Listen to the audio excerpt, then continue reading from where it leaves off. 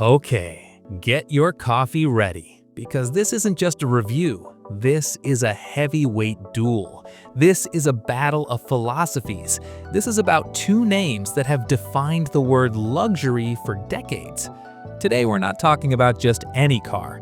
We're talking about the next generation 2027 Mercedes-Benz S-Class versus the 2027 Audi A8, two German flagship sedans, two symbols of power, two different ways of understanding luxury in the modern era. And I want you to watch until the end, because this isn't about who's faster or who's more expensive.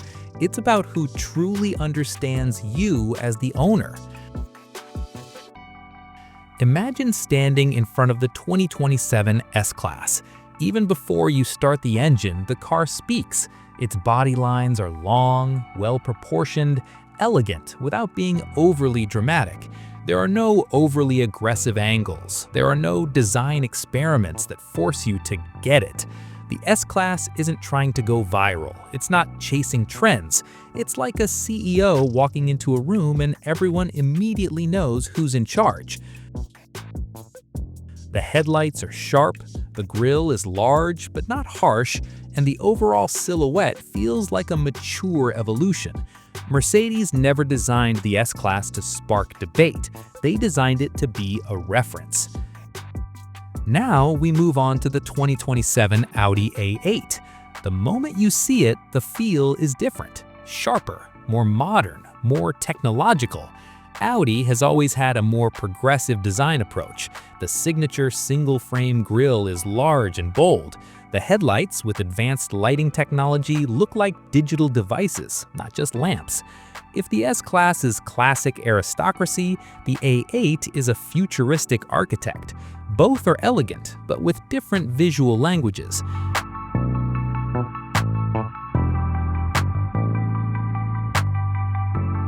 Now I open the door of the S-Class. The scent of premium leather immediately greets me. The interior isn't just luxurious, but elegantly theatrical. The ambient lighting that flows throughout the cabin isn't just decoration, it creates atmosphere. The dashboard is dominated by a large, latest-generation vertical screen, but it still feels integrated, not like a tacked-on tablet. Every button, every stitch, every detail feels thoughtful. You sit in the driver's seat and the seat embraces you. Massage, ventilation, electrical settings with complex memory, these aren't extras, they're standard in the S-Class world. Then I moved to the A8, and this is where the philosophy changed. Audi doesn't play with dramatic lighting as much as Mercedes. The cabin feels more minimalistic, cleaner, and more focused on precision. The two touchscreens are neatly integrated. The panels are solid. When you touch something, the response is firm. There's no softness. Everything feels engineered. The A8's interior is like a luxury laboratory. The S-Class is like a high-end VIP lounge.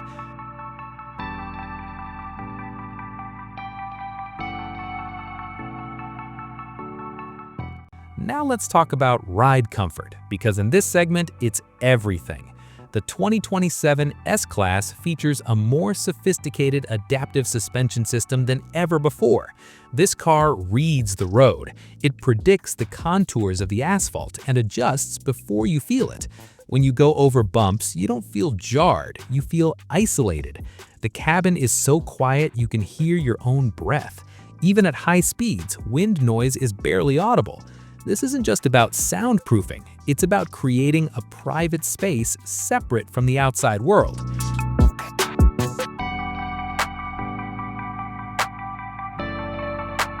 The Audi responds with a different approach.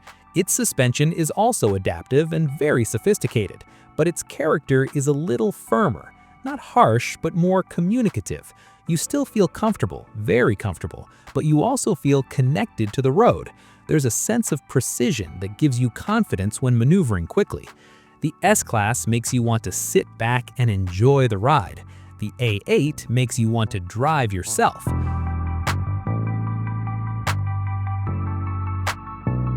Now let's talk about performance. The The engines offered in both models are definitely no joke. Huge power, abundant torque, smooth acceleration without drama. The S-Class delivers power like a constant, elegant thrust. There's no harsh jolt. The transmission works so smoothly you barely notice the gear changes. The Audi A8 differs slightly in character. The accelerator pedal response feels quicker. There's a sportier, more agile feel. The car feels lighter underfoot, even though its weight isn't light. The steering is precise. Every input feels accurately translated. And now we move on to the technology aspect. Mercedes, with its latest generation MBUX, brings increasingly adaptive artificial intelligence. This system learns your habits. It sets the temperature before you ask. It suggests routes before you ask. It creates a personalized experience. Audi isn't standing still. Their infotainment systems are very responsive. The graphics are sharp and the integration is solid. Audi might not be as emotional as Mercedes in its presentation, but technically it's very mature. Then there's one thing that's often not discussed openly: the aura. The S-Class has a long history as a symbol of power. Many national leaders, business magnates, and important people choose it. When someone steps out of the S-Class, a certain perception is immediately formed.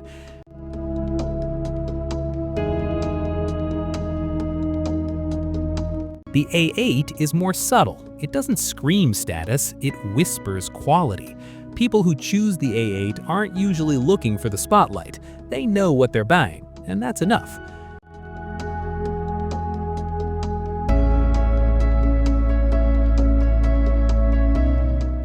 Now, let me be honest with you. If you're the type of person who wants absolute luxury, maximum comfort, and an undeniable classic aura, the 2027 S-Class is very hard to beat.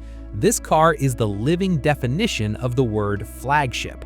But if you value precision technology, modern design, and a slightly more engaging driving sensation without sacrificing luxury, the 2027 Audi A8 offers a very tempting package. It's not about who wins, it's about character. The S-Class is the old king, constantly evolving and confidently holding its throne. The A8 is a smart challenger that doesn't try to copy, but offers an equally strong alternative. And now, the question is no longer which is better. The question is, who are you? Do you want to sit on a throne and view the world through the soundproof glass of an S-Class? Or do you want to hold the wheel of an A8 and experience precise control in futuristic luxury? Because at this level, choosing a car isn't about specs, it's not about numbers, it's about identity. And I know, whatever your choice, there will be naysayers. That's why this is called the ultimate luxury war. Now it's your turn. If you had to choose one, and only one, which side would you be on?